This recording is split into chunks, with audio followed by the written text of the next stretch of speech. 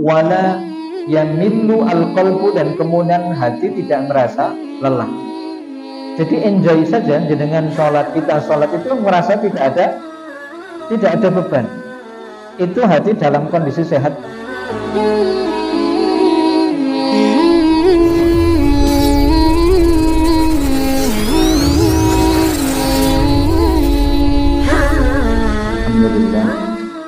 Alhamdulillahilladzi an'amana bini'amin katsiratin wa minha ni'matul imani wal islam.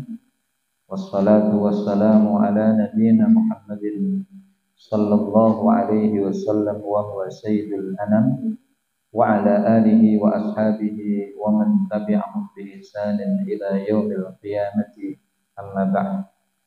Rabbi shrah li sadri wa yassir li amri wahlul 'uqdatam min lisani yafqahu qawli. Yaqulullahu ta'ala fi kitabihil karim, a'udzu billahi minasyaitonir rajim. Ya ayyuhalladzina amanu taqullaha haqqa tuqatih wa la tamutunna illa wa antum muslimun. Ma'asyiral muslimin, jamaah kajian Masjid Al-Ghafur, yang mudah-mudahan Bapak Ibu semuanya senantiasa dalam lindungan Allah Subhanahu wa ta'ala.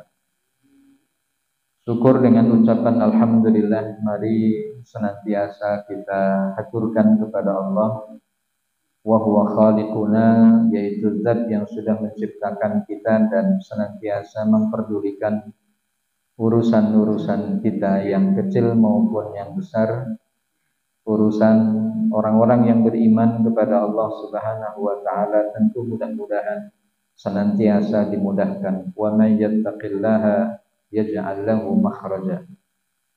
Satu keyakinan yang penuh yang kita miliki dalam mengarungi bahtera kehidupan yang penuh dengan fitnah, bahwa tidak ada masalah yang tidak dihadirkan oleh Allah kecuali bersamanya ada solusi. Maka inilah yang kemudian kita jadikan sebagai bekal, sebagai modal yang bisa kita gunakan untuk senantiasa bergantung kepada Allah Subhanahu wa ta'ala, untuk senantiasa menjadikan kita tenang dan istiqomah dalam menjalankan tugas-tugas kita sebagai hamba Allah Subhanahu wa ta'ala. Ma'asyiral muslimin wal muslimat rahimakumullah, sejak pemerintah mengumumkan awal bulan Zulhijjah yang notabene berbeda dengan organisasi Muhammadiyah, maka pada saat itulah sebagian besar dari kaum muslimin mengalami kegalauan hingga malam hari ini. Ada yang ikut ke aturan pemerintah, ada yang ikut Muhammadiyah, ada yang ikut dua-duanya. Jadi ikut dua-duanya itu saya maksudkan, ya hari ini ya puasa Arafah, tetapi nanti lebarannya ikut pemerintah. Berarti saya itu bingung kalau yang begitu itu. Puasanya hari ini karena sudah wukuf di Arafah, tapi lebarannya nunggu pemerintah. Yang menjadi pertanyaan sederhana, besok itu jadi tanggal berapa? Kalau mestinya hari ini 9 kan besok 10, maka monggo yang sudah hari ini berpuasa Arafah langsung besok menuju tempat yang diselenggarakan sholat Idul Adha, untuk menyempurnakan bahwa besok itu memang sudah tanggal 10 menurut jenengan. Kalau yang besok mau puasa Arafah berarti lebarannya hari Kamis, kan gitu. Itu yang kemudian pilihannya tinggal dua. Maka kemarin yang Ana sampaikan ke Komandan Sobirin itu pendapat ketiga yang mungkin saja sudah Ana sampaikan ke beliau, tapi juga aneh. Yaitu Ana menyampaikan ke beliau pendapat yang ketiga yang lebih keterkaitan dengan sikap fikih itu adalah orang melaksanakan puasanya di hari ini sebagai niatan puasa Arafah, tetapi nanti lebarannya ikut pemerintah, gitu. Jalan aman begitu ya, jalan selamat. Yuslah daripada bingung, mendingan kapan orang wukuf di Arafah ya melu puasa, kapan pemerintah mengadakan lebaran ya wis melu kan gitu ya. Itu yang kemudian pada akhirnya menimbulkan kegalauan di masyarakat kita.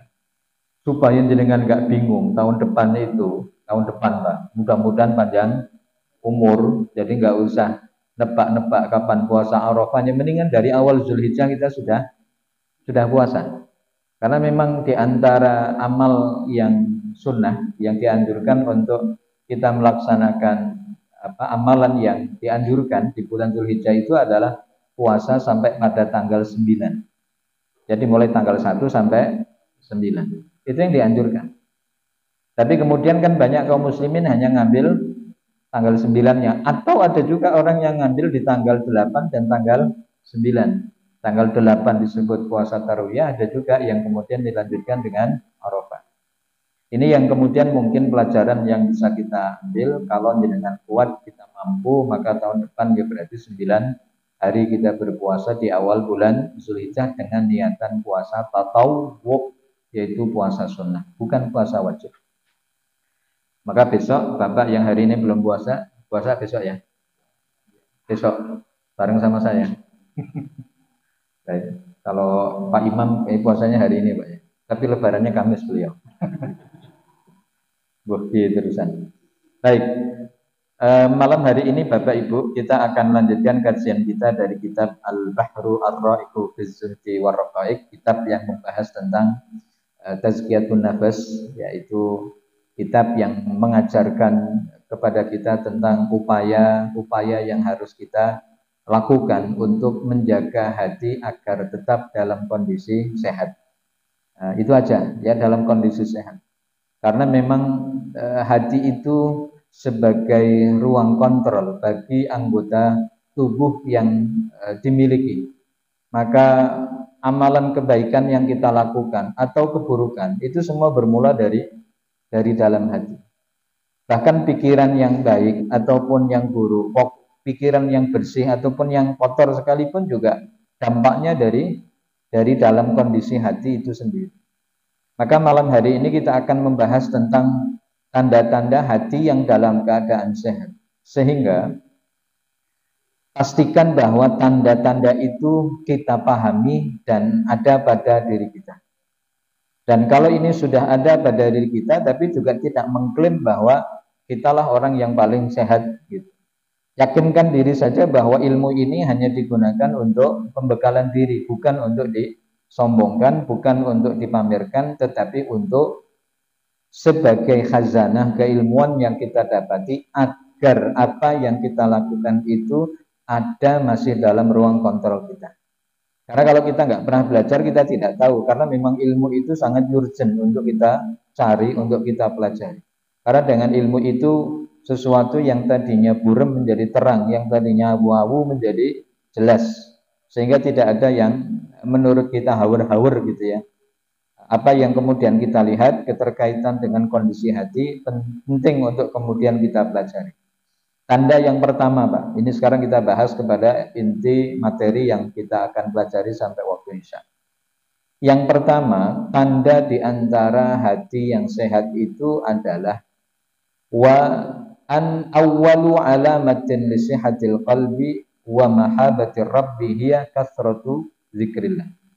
Jadi awal tanda yang bisa kita lihat terhadap hati kita dalam keadaan sehat dan cinta terhadap Rabb, yaitu terhadap Allah, tandanya adalah kasratu zikrillah.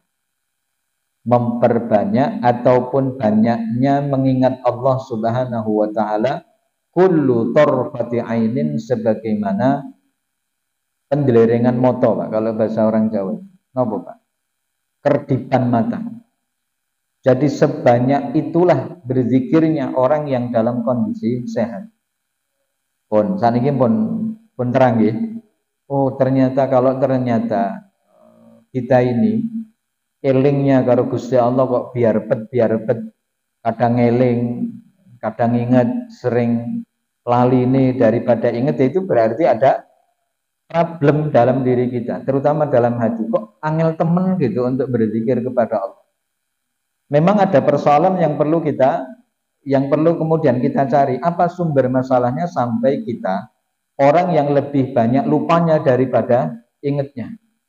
Bisa jadi karena memang perangkat-perangkat untuk mendekatkan kepada proses zikirnya seseorang kepada Allah tidak dihadirkan. Contoh misal bagaimana kita mau berzikir kepada Allah sementara yang kita dengar adalah musik misalnya Pak ya. Nah bagaimana ini bisa sinkron sementara musik dengan zikir itu kan Pak laksana seperti minyak dan air, ora bakal nyambung Pak. Ada orang yang lagi ajub gitu lalu kemudian Allah gitu enggak ada. Jadi orang-orang yang memang dalam keadaan senang dengan musik yang didengarnya itu secara otomatis membuat dirinya lupa. Dan itu satu fitrah Pak. Sehingga upaya yang kita lakukan ya mendekatkan diri dengan perangkat-perangkat yang memang bagaimana supaya hati terpaut. Ya, hati tetap dalam kondisi terpaut, yaitu pertama waspada, yang kedua menghadirkan perangkat tadi itu. Misal nek jenengan mau naik motor dan kemudian kupingnya dicurekin nggo headset nih Pak, ya berarti murotal yang disetel bukan musik. Jadi selama perjalanan yang jenengan perdengarkan itu adalah tilawah. Itu baru connect, Pak. Terus kalau jenengan numpak mobil ya berarti di mobilnya itu menghadirkan murotal atau paling tidak nasyid. Mubah lah paling tidak perkara yang tidak terlalu jauh apa yang kita lakukan sehingga melupakan Allah. Karena nasyid yang kemudian diperdengarkan kan juga membunyikan ataupun mendendangkan gitu ya keterkaitan dengan keimanan secara umum yang dimiliki oleh seorang muslim. Ini yang dimaksudkan bahwa orang yang banyak berzikir kepada Allah itu tanda bahwa hatinya oke, hatinya sehat. Maka sebaliknya kita ini kalau sedang mempelajari hati yang sehat itu berarti juga sama saja sedang mempelajari hati yang tidak sehat. Oh berarti hati yang tidak sehat itu adalah hati yang memang sering lepas kontrol dari berzikirnya kepada Allah dan memang butuh pembiasaan Pak. Angel tenan loh Pak. Kalau ini tidak dibiasakan. Karena apa? Ya karena apa yang kita lihat ya oleh mata indera itu kan kadang langsung diolah ya lewat akal dan kemudian juga masuk ke dalam asa dan rasa. Itulah yang kadang-kadang kita enggak waspada pada akhirnya lupa. Sehingga kalau kita lagi jalan, apa yang kita lihat koneksikan dengan Allah Subhanahu wa taala. Bahwa mungkin sepanjang perjalanan yang kita lalui, ya, yang kemudian kita jalani itu mungkin banyak ayat-ayat Allah yang tersirat. Entah manusia yang diambil pelajarannya, entah pepohonan yang kemudian kita lewati, semuanya dikoneksikan dengan apa yang pada akhirnya kita mengingat Allah. Jadi nggak ngeblank gitu Pak. Ada orang yang kemudian lagi nyupir tidak tahu tiba-tiba saat dalam kondisi tertentu baru sadar bahwa dia ternyata berada di daerah yang dia tidak kenal. Matanya melek Pak, tapi turu. Bingung jenengan. Ada orang yang lagi nyupir, matanya melek tapi turu. Kenapa? Ngeblank. Otaknya tidak sejalan dengan apa yang kemudian harusnya dia koneksikan dengan panca inderanya. Sampai kemudian pada akhirnya kawan yang di sebelahnya juga bingung, loh gimana kita mau datang ke satu lokasi yang katanya kamu tahu, yang beberapa kali kamu sudah ke sana, kok begitu nyampe sini kamu bingung. Ya terus dia mengatakan kepada kawan yang di sampingnya, memang saya baru datang, baru masuk ke daerah ini dan ini sesuatu yang baru bagi saya. Lah apa yang terjadi? Ngantuk berat katanya. Loh, tapi kan kamu tadi matanya terbuka, betul, tapi saya nggak connect dengan apa yang terjadi. Karena kamu diem sih, coba ngajakin ngobrol gitu. Makanya jenengan nek nyopiri wong ataupun di sampingnya ada orang itu ajak ngobrol. Jangan meneng gue, itu mancing orang untuk ngantuk itu. Itu rahasianya orang kalau naik mobil itu di sampingnya diajak ngobrol, diskusi ngoten nggih. Pokoknya serame mungkin lah biar orang yang nyopir itu juga merasa terhibur ada kawannya karena kalau dalam keheningan itu moro-moro moto ngantuk apalagi tenang kondisi jalan lurus sepi, jangan tenan gue turu kita. Ya, itu yang kemudian pada poin pertama kita dapatkan. Jadi bagaimana disebut kasrah? Kasrah itu banyak. Bagaimana disebut banyaknya kita mengingat Allah Subhanahu Wa Taala? Ya seperti tarfatu ain. Tarfatu ain itu berarti kerdipan mata. Sesering mungkin kita mengerjipkan mata, sesering itulah kita menyebut zikirnya kepada Allah dengan bilangan banyak. Berarti dihitung betul Pak? Ya betul. Jadi tidak perlu dihitung berzikir kepada Allah dimanapun tempat yang kemudian kita berada di situ. Maka ingatkan diri kita untuk senantiasa mengingat. Fa innal quluba kama qila kal qudur. Maka bagaimana seperti yang dikatakan bahwa hati itu seperti ketel. Kudur itu jamak dari qidrin yang artinya apa sih Pak yang untuk masak nasi itu? Priuk, betul. Seperti priuk gitu. Wa alsinatuha magharifuha. Sementara lisan yang dimiliki itu bak laksana seperti meghrofah. Meghrofah itu bak laksana seperti gayung yang kemudian digunakan untuk mengambil air daripada periuk yang digunakan untuk masak air. Maka lisan itu mengeluarkan apa yang ada di dalam hati, manis ataupun kecut, hanzol. Jadi manisnya ucapan, pahitnya ucapan itu tergantung dari apa yang ada di dalam hati. Jadi migrofah itu kan kayak dene napa niku Pak? Jebor. Apa yang diambil kan jebor nggak pernah milih. Apa yang diambil kalau memang air itu comberan, ya itulah yang diambil. Lisan tidak pernah menolak. Sekali lagi, lisan tidak pernah menolak apa yang ada di dalam hati seseorang. Karena dalam hadis Rasul Shallallahu Alaihi Wasallam itu dikatakan setiap pagi lisan itu laporan dan berbicara kepada hati seraya dia mengatakan lapor. Hari ini kami ikut apa yang kau ucapkan. Kau katakan baik, kami baik. Kau katakan buruk, kami buruk. Kamu lurus, aku lurus, kamu bengkok, aku bengkok. Itu kata lisan kepada hati. Sehingga sangat penting Bapak Ibu untuk kemudian bagaimana menjaga performa hati itu tetap dalam keadaan sehat. Karena ujung-ujungnya apa yang ada di dalam hati akan kentara dengan lisan yang mengucapkan kalimat apa yang diucapkan.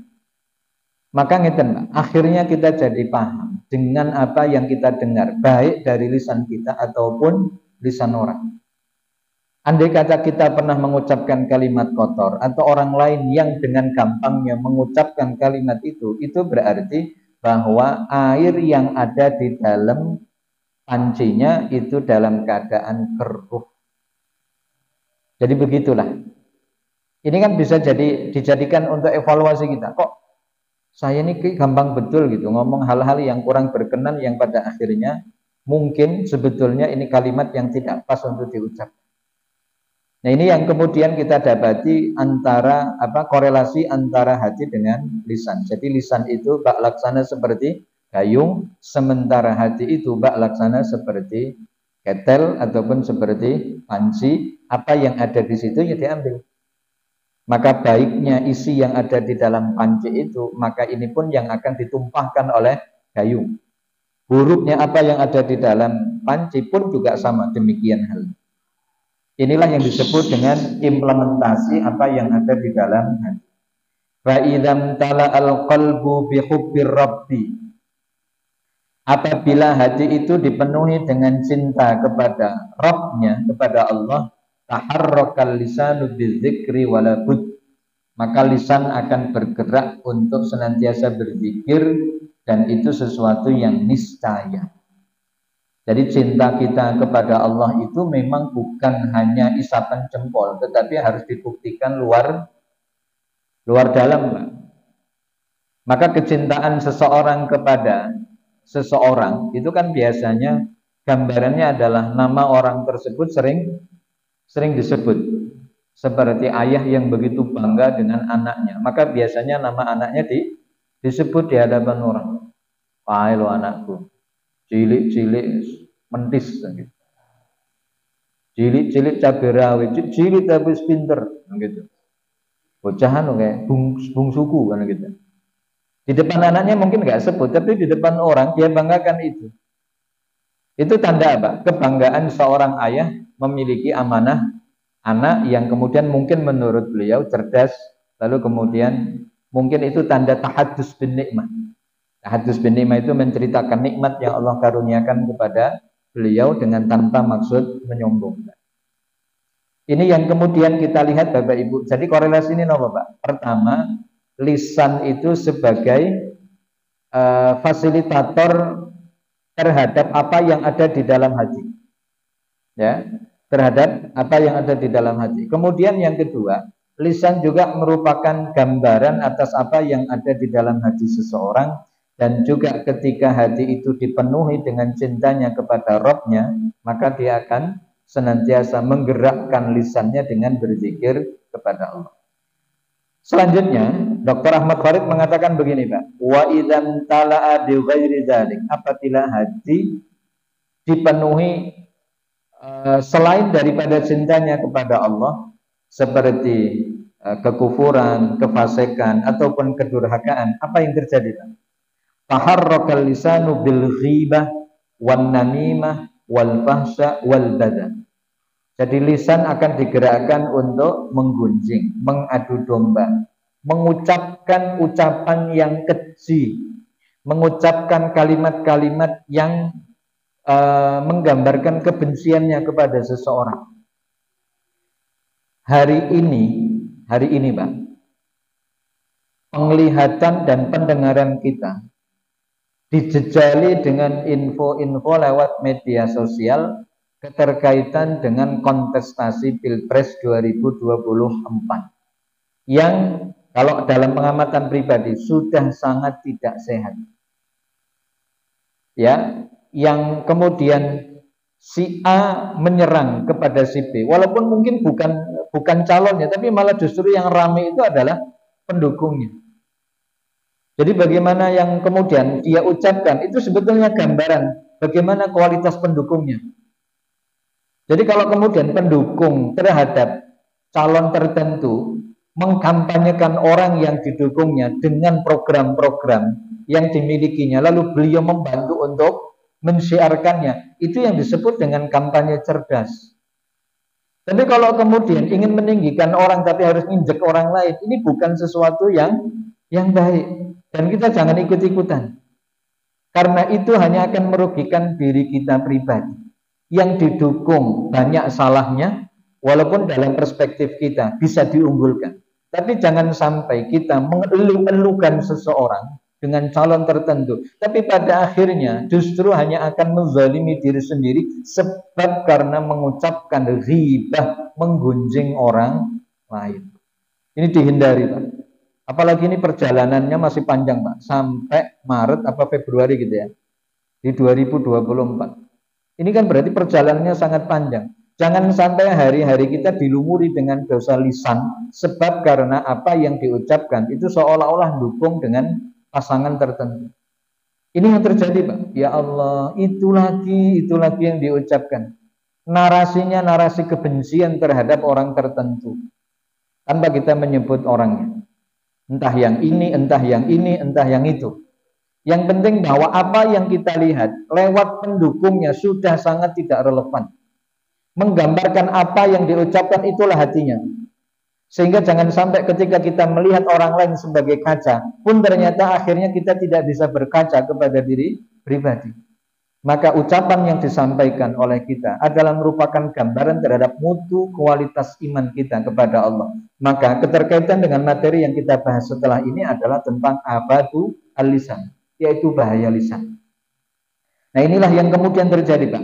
Ada efek domino. Ada efek yang kemudian berdampak setelah itu, atau boleh dikatakan side effect. Jadi hati yang bersih juga akan mengucapkan sesuatu yang bersih, sebagaimana hati yang kotor pun akan mengeluarkan kalimat yang kotor. Mohon maaf, jadi kalau ada orang yang dikit-dikit ngomong dengan ucapan yang tidak pantas untuk diucap, itu berarti kotor banget, Pak.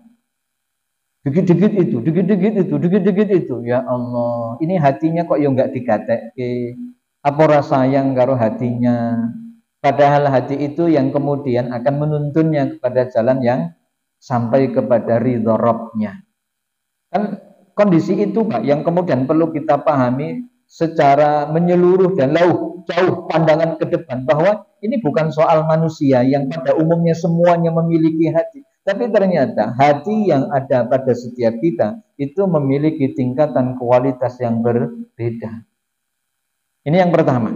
Maka sebagaimana yang disampaikan oleh sebagian ulama, al-muhibbu la yajidu lid-dunya ladzatan wa la yaghfal an dzikrillah tarfata'in. bahwa orang yang mencintai Allah Subhanahu wa taala itu tidak akan merasakan ya lezatnya dunia ataupun nikmatnya dunia, dan tidak akan lali ataupun tidak akan lupa dari berzikir kepada Allah walaupun sekejap mata. Jadi senantiasa ia parahkan pandangannya, arahkan hatinya untuk senantiasa berzikir kepada Allah. Maka biasanya para salafus saleh terdahulu itu mereka lebih banyak diamnya karena untuk bisa berzikir kepada Allah. Ini yang terjadi. Kemudian Bapak, fa fil waqtil ladzi yurakhis fihi bil iftar wa qasri shalah amrullah bil iksar an dzikr. Kemudian di dalam potongan waktu yang kemudian kita diperbolehkan untuk iftar, berbuka seperti jenengan tadi, ataupun mengqasar sholat, itu juga merupakan bagian dari perintah Allah dengan cara memperbanyak zikir kepadanya. Sebagaimana yang kita lihat misal di dalam surah Al-Anfal ayat yang ke-45. Ya ayyuhalladzina amanu idza laqitum fi'atan fasbutu wadhkurullaha katsiran la'allakum tuflihun. Wahai orang-orang yang beriman, apabila kamu bertemu dengan satu golongan orang, maka tetapkanlah untuk tetap senantiasa berzikir kepada Allah dengan zikir yang banyak agar kamu menjadi orang-orang yang bahagia atau orang-orang yang beruntung, orang yang menang, sama maknanya. Bapak Ibu yang insya Allah dirahmati Allah, bagaimanapun kondisi kita, seperti ini kan disebut dengan majelis zikir, majelis ilmu, majelis zikir adalah majelis yang kita di mana ada di dalamnya, tujuannya adalah untuk menjadikan kita dalam satu core yang sama, yaitu menjadikan hati berzikir kepada Allah. Lewat mana? Ya lewat taklim yang kita pelajari, lewat taklim yang kita jalani. Ini adalah merupakan upaya yang kita lakukan untuk senantiasa zikrullah. Maka kalimat la yaq'udu qaumun, ya tidaklah duduk satu kaum yadhkurunallaha, berzikir kepada Allah Subhanahu wa taala, illa haffathumul malaikat, kecuali malaikat yang kemudian akan duduk mengelilingi mereka. Ini diantara keutamaan majelis ilmu, majelis zikir, yang dimana kita mendapatkan banyak keutamaan. Satu diantara yang disebutkan adalah para malaikat meliputi mereka yang sedang bertolabul ilmi. Baik, yang kedua Bapak, tanda di antara hati yang sehat itu adalah alla yazalu yadribu ala sahibi hatta yuniba ilallah. Jadi yang tanda hati yang kedua itu dalam kondisi sehat adalah ia senantiasa menjadikan diri untuk kembali kepada Allah Subhanahu wa taala dan bergantung kepadanya dengan menggantungkan cinta yang sangat terhadap Allah Subhanahu wa taala. Sehingga ada kebutuhan yang sangat untuk senantiasa butuh pertolongan Allah Subhanahu wa taala, yang kemudian asa dan rasa butuhnya kita kepada Allah itu menggambarkan tentang hati yang sehat. Sehingga dari sini pun kita tahu bahwa orang yang tidak merasa, nggak ngerasa loh Pak, ada orang yang memang tidak merasa atau merasa tidak butuh terhadap Allah Subhanahu wa taala, maka orang yang demikian kondisi hatinya dalam keadaan sakit. Itu kalau dia muslim. Tapi kalau dia kafir ya wis, hatinya mati. Kalau dari awal memang orang yang tidak kenal Allah itu dikatakan hati yang mati. Maka di sini dikatakan la hayatalahu, seolah bisa dikatakan tidak ada kehidupan kecuali hanya dengan Allah. Wala falaha wala na'ima wala surura, tidak ada kemenangan, tidak ada kenikmatan, tidak ada kebahagiaan illa biridahu, kecuali dengan mendapatkan ridha Allah. Sehingga kalau sudah mendapatkan ridha Allah, itulah yang disebut dengan kemenangan, itulah yang disebut dengan kenikmatan, itulah yang disebut dengan kebahagiaan. Kapan Allah ridha kepada makhluknya, Mbak? Ini pertanyaan. Kapan Allah ridha terhadap makhluknya? Radhiyallahu anhum wa radu an. Yang Allah sampaikan di dalam surah Al-Bayyinah. Radhiya wis ridha sapa Allah Gusti Allah anhum sangking alladzina amanu, wong sing padha iman. Radhiyallahu anhum wa radulan, wong-wong sing beriman wis padha ridha anhu sangking hukume Allah. Jadi Allah ridho terhadap mereka, mereka ridho terhadap Allah. Bagaimana Allah ridho kepada orang-orang yang beriman dan beramal soleh? Di situ kuncinya, Pak. Allah ridho saat ketika mereka yang dikatakan manusia sudah menambatkan imannya dan cintanya kepada Allah. Itu berarti Allah ridho, Pak. Karena yang dikehendaki Allah itu, yang dikehendaki oleh Allah terhadap makhluknya adalah annasu yu'minuna billah, sebagaimana yang termaktub di dalam surah Al-Baqarah ayat selikur, Pak. Ayat 21. Ya ayyuhan nasu'budu rabbakumul ladzi khalaqakum wal ladzina min qablikum la'allakum tattaqun. Ya ayyuhan nas, ilingo menungso kabeh, ubudu nyembah sira rabbakum ing Gusti ira alladzi dzat khalaqakum kang wis ndadekake sapa alladzi kum ing sira kabeh. Wahai manusia, sembahlah Tuhanmu yang sudah menciptakan dirimu, walladzina lan wong akeh min qablikum saking sadurunge ira. Jadi yang menciptakan orang-orang terdahulu dan kita ya sitok Allah. Kenapa Allah memerintahkan kita untuk beribadah? La'allakum tattaqun. Mbok menawa-menawa ira kabeh dadi wong sing takwa. Mudah-mudahan kami itu jadi orang takwa. Jadi untuk bisa sampai kepada derajat takwa, ya kamu harus lalui itu. Fase apa? Fase ibadah. Pengen surga, orang pengen beriman, ya. Mau surga tapi tidak mau beriman. Orang sudah beriman tapi tidak beramal soleh. Ini yang disebut dengan kurangnya konektivitas antara keinginan dengan apa yang dilakukan.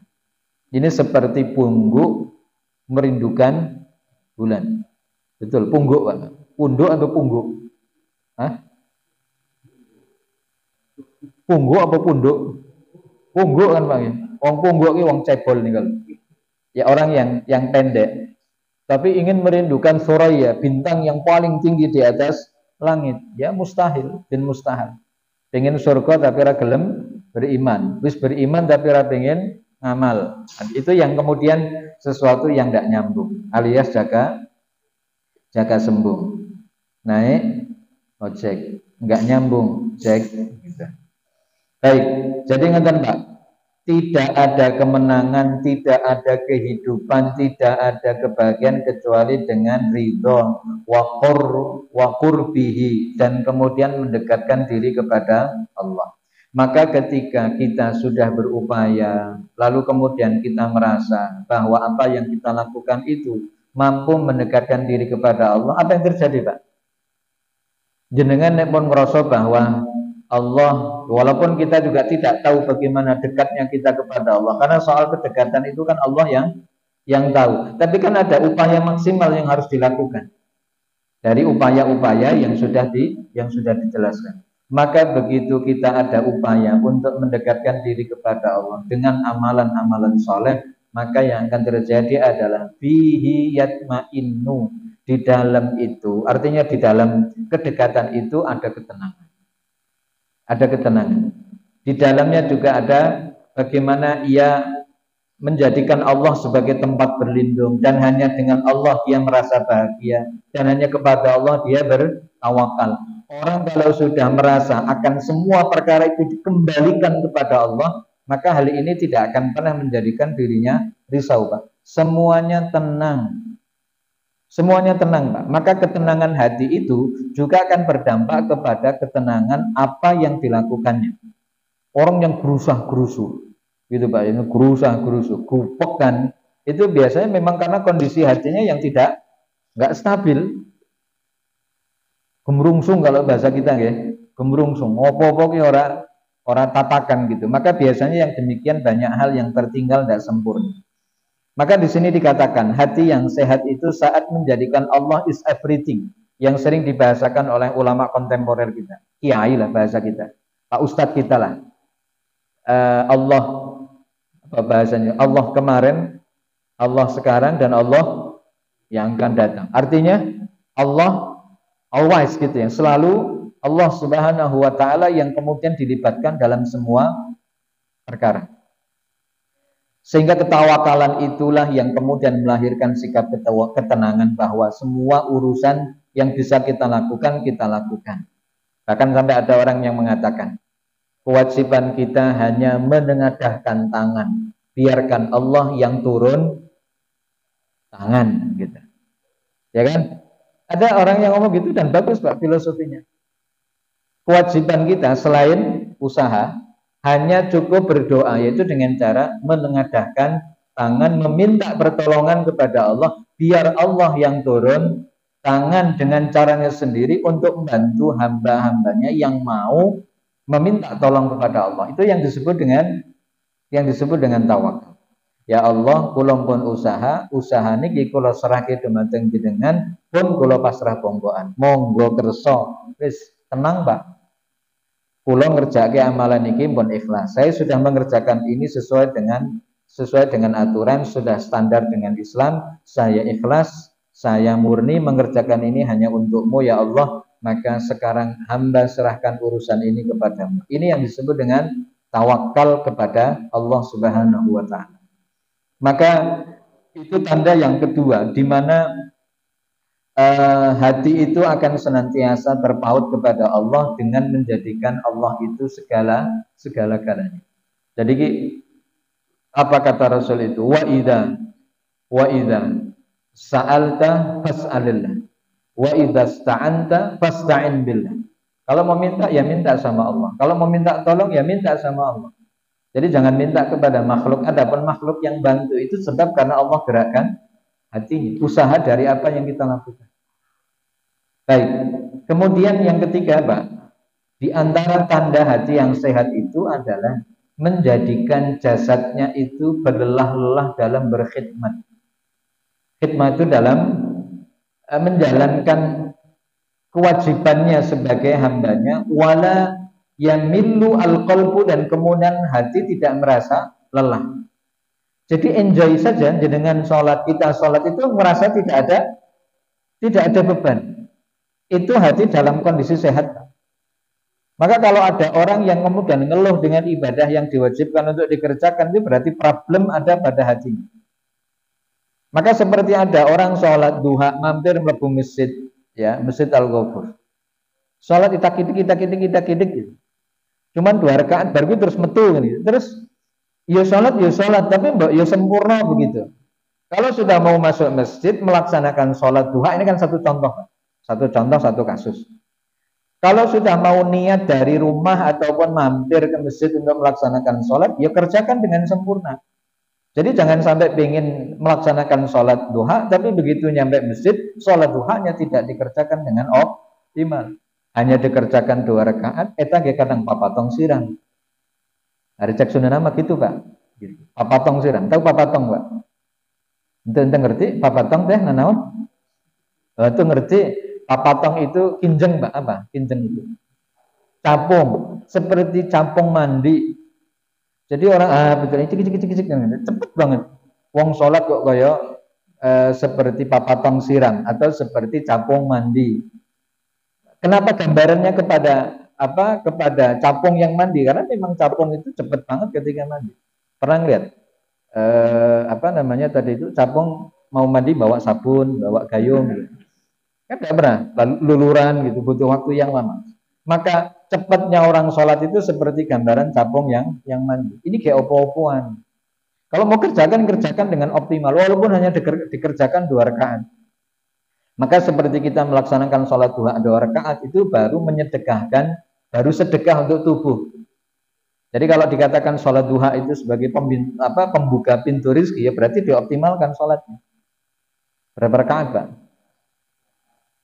8. Ada yang bilang 12. Jadi nek umpama rezeki pengen dibuka ya 12 rakaat, Pak. Lah kok akeh temen lho wong jenenge rezekine pengen dibuka. Dan jenengan ki pengen rezeki dibuka tapi sholat duha gorong rakaat. Itu baru sedekah untuk tubuh, belum dikaitkan untuk bisa membuka rezeki. Jarake ngono, Pak. Itu yang disebut dengan optimalisasi dalam melaksanakan ibadah. Itu ibadah yang sunnah loh. Ini belum berbicara tentang yang wajib. Maka seorang mukmin yang menjalankan ibadahnya, ini kita berbicara tentang yang wajib, tidak pernah kena lelah. Tidak pernah kenal lelah. Jenengan setiap hari 5 waktu ke Masjid Al-Ghafur. Ngerasa capek enggak? Enggak, Mbak. Ada kebahagiaan tersendiri bisa sholat berjamaah. Allah ringankan kaki kita untuk menuju rumahnya. Lalu kemudian bisa sholat berjamaah di masjid seserawungan karo wong liya. Keutamaannya banyak, muamalahnya juga kena, dengan tetangga juga bisa kenal, terutama yang sering ke masjid. Itu yang kemudian kita dapatkan di antara apa? Di antara tanda hati yang sehat itu tidak pernah merasa lelah atas ibadah dan kewajiban yang dikerjakan. Gambaran terbaik itu pernah terpotret dalam catatan cinta sejarah bagaimana para sahabat Rasul Shallallahu Alaihi Wasallam sampai kemudian beliau mengatakan khairu qarni adalah sebaik-baik zaman itu ya zamanku, kata beliau. Setelah itu baru sahabat, baru kemudian tabi'in. Ya gimana mereka nggak dikatakan sebagai generasi terbaik yang pernah dimiliki oleh umat. Di malam harinya mereka senantiasa menghidupkan malamnya dengan bermunajat kepada Allah. Sementara siang harinya mereka laksana seperti singa-singa yang lapar, yang kemudian bisa menebas leher musuh-musuh dimanapun mereka berada. Jadi siangnya mereka buanas, Pak. Tapi malamnya mereka ya senantiasa menghadiahkan waktu yang ada untuk Allah. Sementara kita ini kan jauh lah dari perbandingan mereka. Misal kita optimalkan malam untuk tahajud, paginya loyo. Paginya ngantuk, dendam, bersubuhan turu. Kenapa? Tahajudnya haput, Pak. Sementara mereka tidak begitu. Lah kita ini kan habis sholat subuh mestinya kan makaryo, Pak. Habis sholat subuh itu mestinya makaryo loh, Pak. Persiapan untuk bekerja. Atau paling tidak ya jangan langsung kerja lah. Karena keberkahan subuh itu adalah ditandai dengan kegiatan kita di pagi hari. Yang hafal Quran, yang baca buku. Itu waktu terbaik yang dimiliki oleh umat Nabi Muhammad Sallallahu Alaihi Wasallam. Tapi yang ditinggal dulu ya sayang, berarti keberkahannya hilang, Pak. Gitu. Baik, ini yang disebut dengan tanda hati yang sehat itu disertai dengan jasad yang tidak pernah merasa lelah dalam beribadah kepada Allah Subhanahu wa Ta'ala. Kemudian ini seperti potret gambaran yang disampaikan oleh Rasul Sallallahu Alaihi Wasallam, seorang nabi yang memang sudah dapat jaminan dari Allah. Gimana? Jaminan loh, Rasul itu sudah dijamin loh, Pak, uripe itu jelas digaransi enak uripe pisan.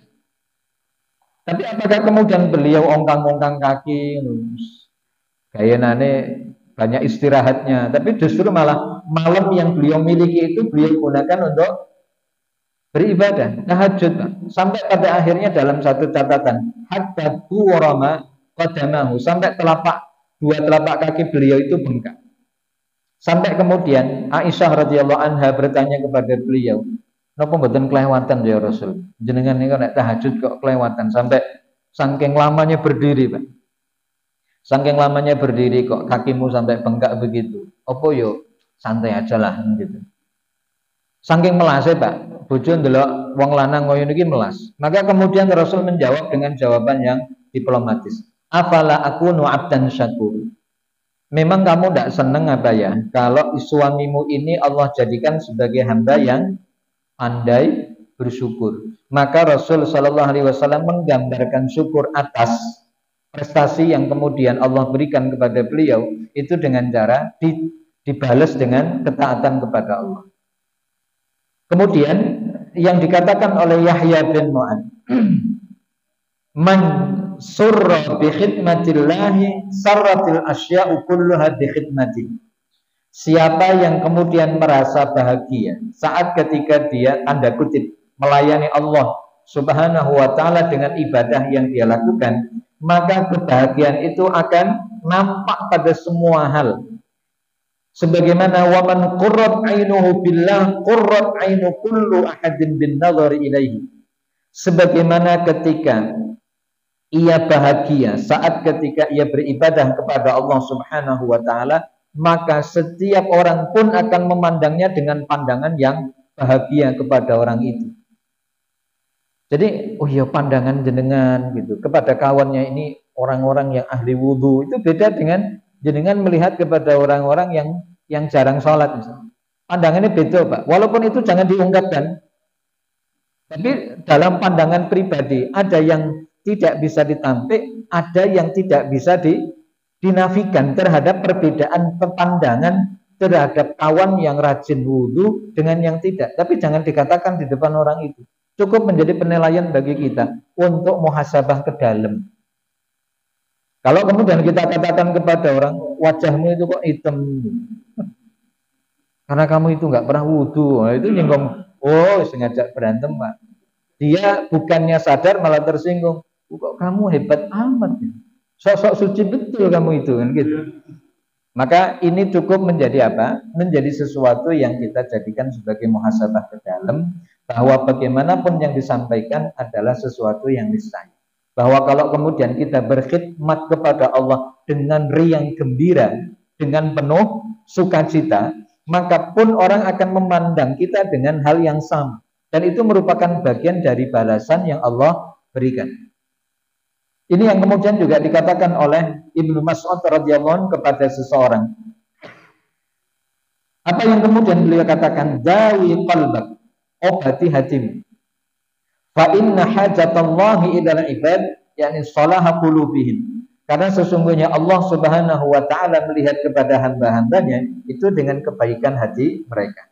Ai muraduhum minhum wa matlubuhum minhum. Sehingga kebaikan hati itu akan dipenuhi dengan cintanya kepada Allah Subhanahu wa taala. Wa man ahabballaha ahabba khidmatahu. Dan siapa yang cinta kepada Allah, maka dia akan cinta terhadap semua hal yang kaitannya dalam bentuk melayani Allah. Tanda kutip Pak, melayani gitu ya. Dalam artian apa? Melayani Allah itu dalam hal menjalankan apa yang menjadi kewajiban bagi kita untuk melaksanakan. Perempuan-perempuan muslimah yang paham bahwa ketika ia mengatakan nahnu nuhibbullah, kita mencintai Allah, maka saat ketika mereka menutup auratnya dengan jilbabnya, maka jilbab itu yang akan menjadikan adem ayem di dalam hati dan pikirannya, bukan beban. Jadi bukan paksaan. Jadi dipakai jilbab kok kayak dipaksa. Padahal itu sesuatu yang kemudian bagian dari gambaran kecintaannya kepada Allah Subhanahu wa taala. Kemudian yang keempat, atau ada yang mau didiskusikan sebelum dilanjutkan? Ini sampai pada bab apa? Sampai tanda yang keempat saja, walaupun masih banyak tanda yang belum kita bahas. Mungkin kita jadikan 2 pertemuan keterkaitan dengan tanda-tanda hati yang sehat. Isya jam pinten, Pak? Napa pun lebet? Oh, 72, berarti semenit lagi. Ya, baik. Baik, mungkin sampai nomor 3 saja. Baik, keterkaitan dengan pelaksanaan Idul Adha, ini tambahan mawon. Pelaksanaan daripada Idul Adha itu kan ada ibadah yang tidak bisa kita lepaskan, yaitu pelaksanaan Idul Kurban, penyembelihan binatang kurban. Di Al-Ghafur ada berapa? Ada 4 kambing, apa 4 sapi? 4 sapi. Alhamdulillah. Maka gini nanti doanya. Ya, doa yang nanti bisa jenengan sampaikan itu kan tidak lepas dari menyebutkan nama-nama orang yang akan diniatkan saat ketika jenengan akan berkurban, bahwa kalau dalam bahasa kita, ya Allah ini darimu dan ini untukmu, dan kurban ini dari fulan tanpa menyebutkan bin juga nggak apa-apa. Kalau dengan penyebutan bin kok terlalu lama. Karena ada orang yang juga hanya menyebutkan Allahumma hadza minka wa hadza laka wa hadza min sahibihi. Udah gitu doang. Jadi kalimat min sahibihi itu sudah menyebutkan dari 7 orang yang ikut iuran untuk beli sapi misalnya. Itu kalau tidak mau menyebutkan satu persatu daripada orang yang dimaksud. Tapi kalau mau disebutkan, ya Allah, Allah hadza minka wa hadza laka wa hadza min, gitu ya bahasa Arabnya. Wa hadza min fulan bin fulan, fulan bin fulan, fulan bin fulan, fulan bin fulan. Begitu 7 nama sudah disebutkan, baru jenengan bismillah. Ya, bismillahi Allahu akbar, baru kemudian disembelih. Jadi itu. Jadi jangan menyebutkan bismillah di awal tapi sementara belum nyembelih. Niatkan dulu. Diniatkan bahwa ini kurban yang ditujukan oleh seseorang untuk Allah, tapi dengan menyebutkan nama secara rinci. Kalau tidak mau rinci juga tidak apa-apa. Allahumma hadza minka walaka wa hadza min sahibihi. Mengatakan Ustaz Jiris. Ya, tapi tanpa meninggalkan bismillahi Allahu akbar. Supaya halal apa yang kita makan. Itu keterkaitan dengan doa yang bisa kita baca saat ketika menyembelih binatang kurban.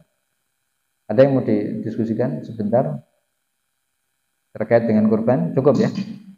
Kayaknya itu yang kemudian ditinggalkan perbolan. Monggo Pak. Ya.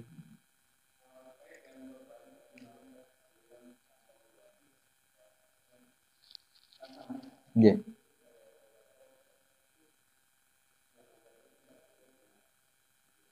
Oh.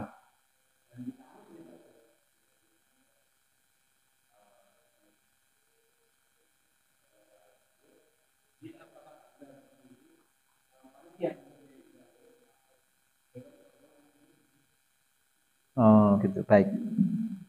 Bapak, Ibu, kurban yang kita laksanakan itu menjadi hajatan bersama. Ya.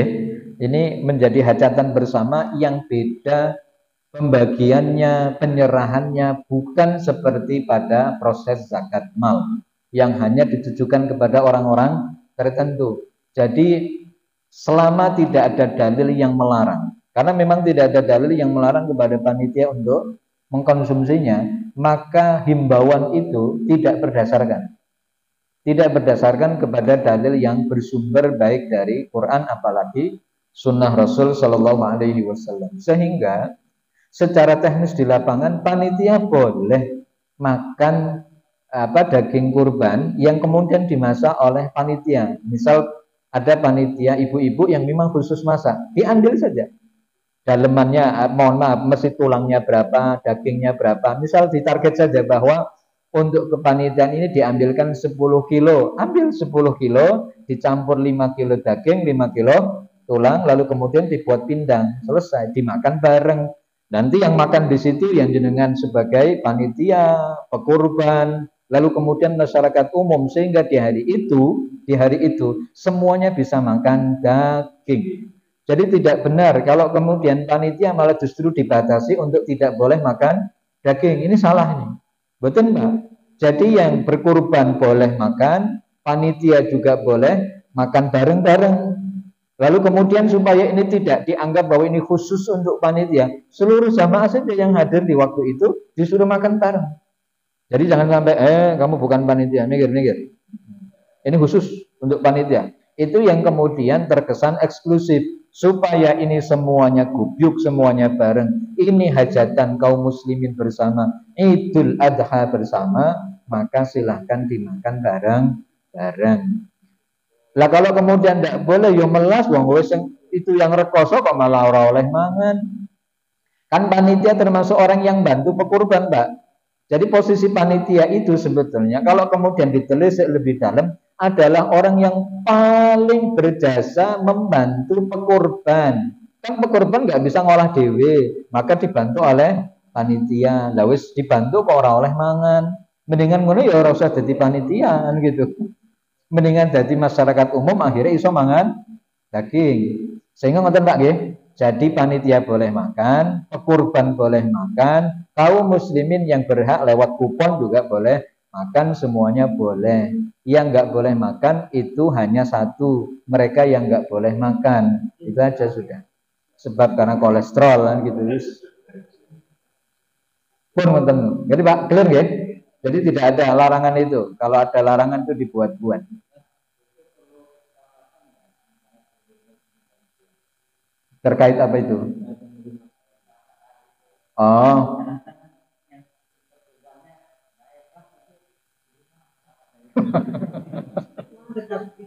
Oh, baik. Kalau kemudian itu jadi masalah, ya berarti dibicarakan karena pekurban itu yang punya wilayah, yang punya sapinya.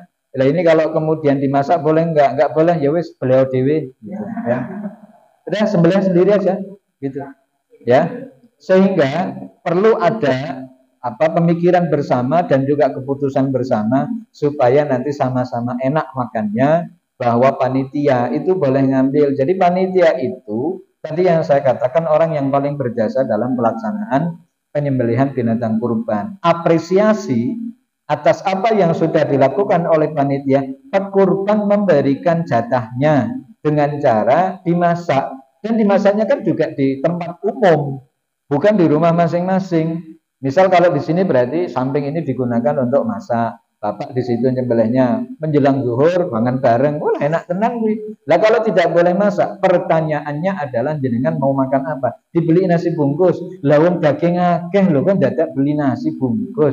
Ini kan sesuatu yang membagongkan. Daging ada, daging banyak, lah kok malah beli daging, kok malah beli nasi? Boleh, tidak ada ngeten Pak. Dalam pembagian daging kurban itu tidak ada aturan nas secara saklek yang kemudian ini panitia nggak boleh makan. Haram hukumnya. Saya belum pernah dengar itu. Nggak boleh. Nggak boleh dibagikan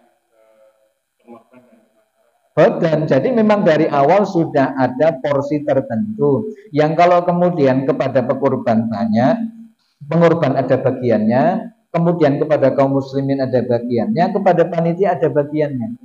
Semua ada bagian tertentu sehingga mereka yang berhak itu tidak merasa terzalimi. Ngerti nggih? Jadi besok tetap silahkan monggo dimasak saja dengan porsi yang wajar, yang cukup untuk sekedar makan siang. Siap.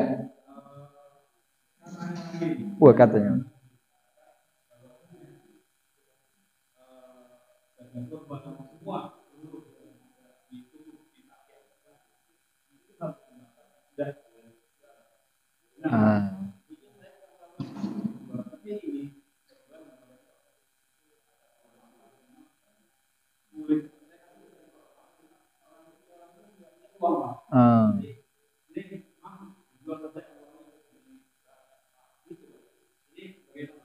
Itu yang menjual panitia apa yang pekurban?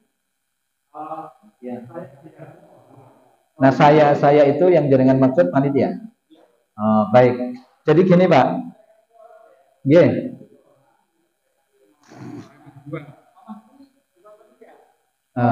Ya.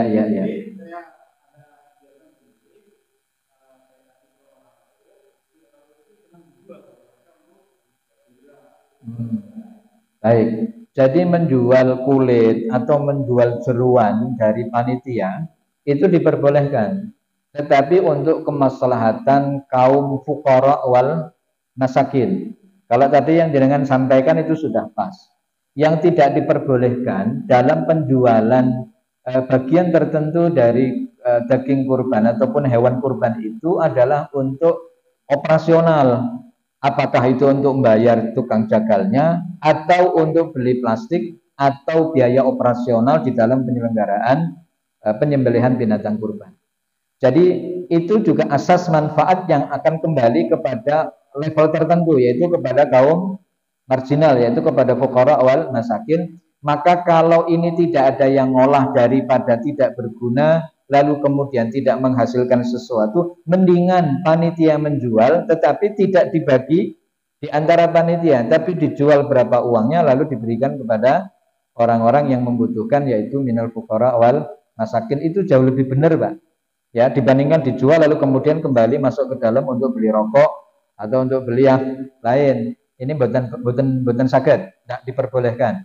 Yang diperbolehkan jual tapi bagi kepada yang membutuhkan. Itu insya Allah Pak. Baik, sudah masuk waktu insya agak lama ya. Nomor waktu nanti kita diskusikan via WA kalau memang itu perlu didiskusikan. Mohon maaf bila ada kesalahan. Kita tutup dengan doa kafaratul majelis. Subhanakallahumma bihamdik asyhadu an la ilaha illa anta astaghfiruka wa atubu ilaik. Wassalamualaikum warahmatullahi wabarakatuh.